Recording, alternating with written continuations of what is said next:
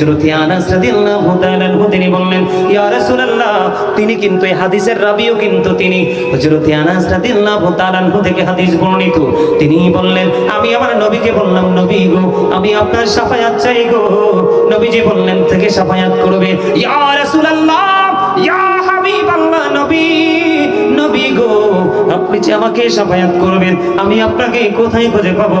আবার নবীজি বললেন, তুমি থাকবে, আমাকে খুঁজবে, তুমি পৌঁছে রাতের কিনারায়। ইয়া রাসূলুল্লাহ, যদি আপনাকে এখানে খুঁজে না পাই গো, তাহলে কোথায় আমি চলে যাব? নবীজি বললেন, তুমি চলে যাবে মিজানের কিনারায়। ইয়া রাসূলুল্লাহ, সেখানেও যদি আমি মিস্টেক করি তাহলে কোথায় চলে যাব?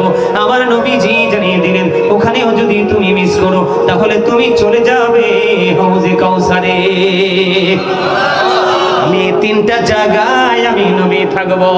জোরে জোরে সুবহানাল্লাহ। আমার আল্লাহ বলে দিয়েছে, হাবিব, খুবই অল্প সময়ের মধ্যে আপনাকে ওই মাকা